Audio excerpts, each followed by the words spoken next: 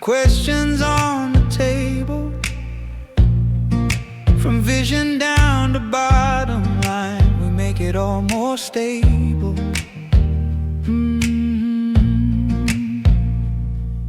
Welcome to the boardroom glow, where strategy meets what you know. Clear inside every episode. Step in, let your business grow.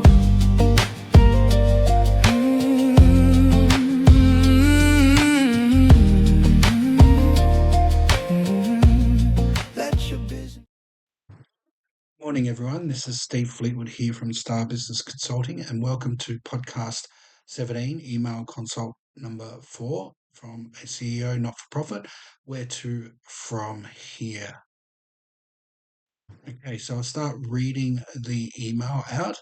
Hi, Steve. This is Peter from Not-for-Profit Success. I like this idea of email consults as it allows for a quick response about some areas of our company. Please see our corporate profile financials, but not our business plan, which we call our strategic plan. Okay, no worries. We have negative cash flow around 40,000 a month, are slowly having to fire people due to the market being a red ocean market, as you term it. Okay. I'm a new CEO, relatively early 40s, only 3 years and only 2 years with this company. As you can see, we have a top line of 30 million and run on thin margins. We have some difficult corporate clients and have been trying to set up some strategic alliances for resource collaborations. I'm unsure how to analyze the industry or metrics of our business in its purest form and our strategic resource allocation, top down or bottom up. Probably an MBA would help here.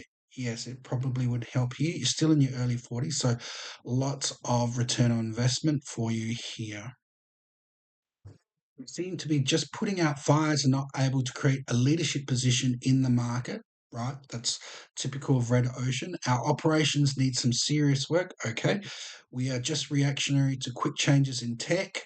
Macro forces can't seem to get past our tires spinning in deeper mud, so to speak. Okay. So here are my questions. Do I do a complete wholesale change from internal, external, or reverse, as you put it, top-down vision and start designing a company, or doing a hybrid? Number 2, you mentioned functional strategies. I think that means operations and tech internal. I've done 50 plus micro projects, but still putting out fires. Yes, that's exactly right. Peter, our balance sheet is strong. We own the building, but have to keep refinancing with the banks. Not a good strategy, medium to long term. Any ideas? No problems.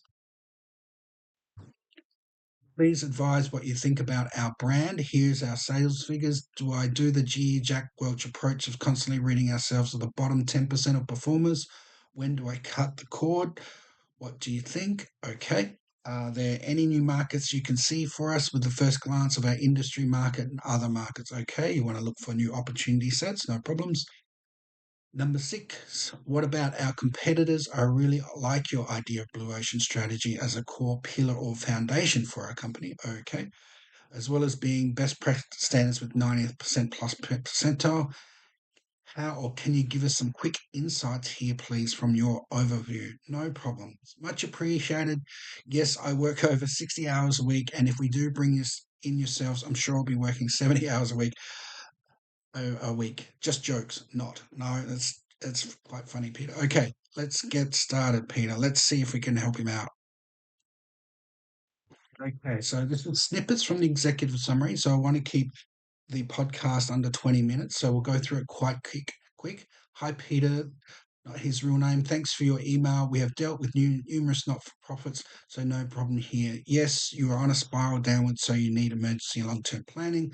So it's even more important for quick, easy gains. So Peter's in what we call a classic turnaround, where every part of this business is under siege or under fire, and it needs quite considerable work to go forward. But we have to break it apart and put it back together, with a vision within the industry and his business, all at the same time and all in a quick time frame, 6-12 months, right? So This is not an easy case study. The other previous ones were quite easy. This is going to require a lot of work and strategic skill, business, really a lot of business skill. Essentially, number one, essentially you're in a bind, but let's keep it simple. Number one, financial overview. You have a strong balance sheet, poor cash flow, as you mentioned. So, looking at market rates, you could look at restructuring and refinance, also utilizing the funds for the new business plan and marketing plan, also the tuck ins we're going to recommend. But I don't want to go into that too quickly. But yes, we can do something there with your um, balance sheet. Okay, snippet from the executive summary of sales and marketing. You're in a double, triple bind as you have to fix issues right now, staff, cash flow, and markets products, essentially fighting a war on multiple fronts, as you're alluding to. This is where the skills of top down planning and bottom up efficiencies for sales and marketing come into play. We'd suggest keep it simple and use Covey's quadrants for categorizing. Yeah, so straight away you want to use Stephen Covey's quadrant just to get started, and you can do that over lunch, right? This is without any professional help, right? This is just a DIY if you want to do it yourself. Start there and use Covey's quadrant matrix. You can look it up online, but it's very good just to get you started. What to look at, okay? Categorizing important, urgent while you compile your new business plan. See below blog for how to do both top down and bottom up. So I've linked this vlog with the blog that has top down and bottom up actualization, how to put it together. I think you need to do a complete new business plan with the integration of new strategic markets and marketing with a very high focus on functional strategies. You have to get your internal bottom working up to at least 80 to 90th percentile for your industry. Okay. So that means working on your staff, working on your administration, working on your IT, tech, marketing, and so forth. Okay, so here's where it gets a little bit more complicated with turnarounds. So with turnarounds, you're going to have to do what we call sub business plans. So you do your initial go to the market with your changes, and then after 6 months, you do sub pathways within sub pathways. You're going to branch off to 2 or 3 or 4 different pathways. So if something happens after 6 months, we're here, then we'll go down these 2 or 3 pathways. If it's here, we go down these 2 or 3 pathways. And you need that complexity, that forethought for business turnarounds because you are literally in the fog of war, okay, or the fog of uncertainty with turnarounds. But we have some solutions which you may like. You may even have to do sub business plans, i.e., first 6 months. Then, if A happens, then this is how we proceed. If B happens with Marcus, then this is how we proceed. And as mentioned, you're in a triple, quadruple bind. This is a classic turnaround situation. Number four, your sales figures are okay relatively compared to the industry, around 60th percentile for sales reps. Your industry is in the declines consolidation phase, so there's opportunities here. Okay, so every stage of a business cycle or industry cycle, there are opportunities, and each stage has their own unique opportunities within each stage. So in the decline consolidation phase, the unique opportunities is to do buy-ins and tuck-ins because everything's starting to become very cheap. And the reason why it's cheap is because everyone's top line and bottom line are shrinking. So this gives you an opportunity in the market. Okay. So see our buy-in strategy blogs. You're going to have to develop your visionary skills. Yeah, this is going to be very strong for you to see through the fog of uncertainty and the see what your industry may look 5 years from now and how you can either dovetail or lead it or lean into it. Okay, so there are different subpaths for you. Point five, any new markets in the decline consolidation phase of an industry, you can start building new markets. Excuse me, it may be easier to simply maximize efficiencies internally first, get to 80th percentile, look at buying and start with this. Look at, yeah, so don't do more than 30%, which is what it is here. Put it together in your business plan and go to banks with the entrepreneurial consolidator leader in your industry. So that it would be a main strategy for you is start looking at buying new businesses under 30% of your top line. Of course, you have to do all the evaluation. All right.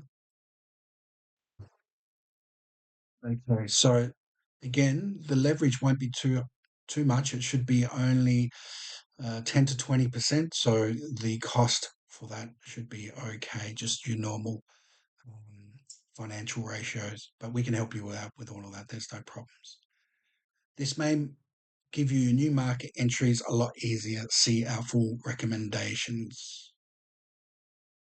Yeah. So what happens as you buy, they'll have different markets and different clients, and we want them to be complementary and synergistic with your own. So that will be one of the key factors in analyzing your tuck-ins. Okay, but the main things you'll be able to get quality assets underpriced in the decline and consolidation phase with all the normal due diligence process for you to begin to look at new markets, and then you can start looking at, say, blue ocean strategy. So that's one core strategy for you to look at. Point six, while you're consolidating in sub business plan one, you absolutely want to re engineer to create a new business expertise of blue ocean strategy as your industry climbs out of the decline and consolidation phase. Absolutely. So the industry is like coming down and it's going to consolidate. As it's climbing out, this is the opportunity time for you to do your blue ocean strategy while everyone is basically scrambling to survive and see what the new markets is, and you will be the new market, the new product or service, the new blue ocean strategy, and it'll take them 3 to 5 years to catch up to you. So new business expertise of blue ocean strategy as your industry climbs out of the decline consolidation phase, and they only last 3 to 5 years generally, and your industry has been blessed with a long tailwind, so it might be long here. So yes, that's another point again. So as industries go through this growth phase, right, through the phases, if yours had a long tailwind, it's like this, right? That means the decline, the consolidation decline could be longer. But again, it's up to you, right? So how quickly you want to be in that decline and consolidation phase. So, but there's still a lot of work to be done. So just a quick summary, get everything to 80, 90th percentile in your internal functional strategies. Okay, make your own matrix for your staff, for your sales staff. Also, you know you're in the consolidation and decline stage. So what you want to do is start looking for buying opportunities and also what the maximum financial ratios you want to pay, and start having a look around at different businesses and different complementary services. And you will enjoy that process, doing the research evaluation and meeting people. I know I did when we were looking around, shopping around. There was one, I can tell you a story. I was shopping around for a retiree investment advisory practice, and theirs was a perfect tuck in, and we were in a bidding war for it, and the industry was in the growth cycle, so we didn't get it, but it was a lot of fun doing all the research and finally finding your target and competing for it. But you're on the other end, so you'll get it on the cheap, and you'll just make sure you've got all your red flags and all your criteria worked out, which we can help out with Star, of course, and so you don't make any wrong turns. Thank you, everyone. Steve Fleetwood from Star Business Consulting. We'll talk to you soon.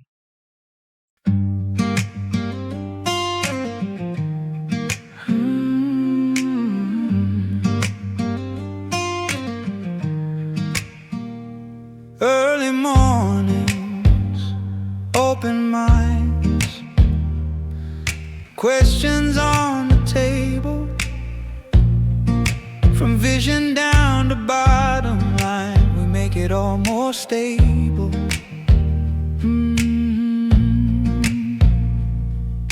Welcome to the boardroom glow, where strategy meets what you know. Clear inside every episode. Step in, let your business grow.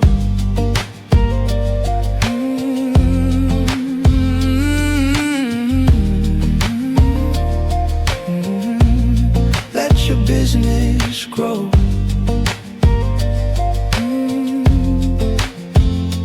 Real talk, real change,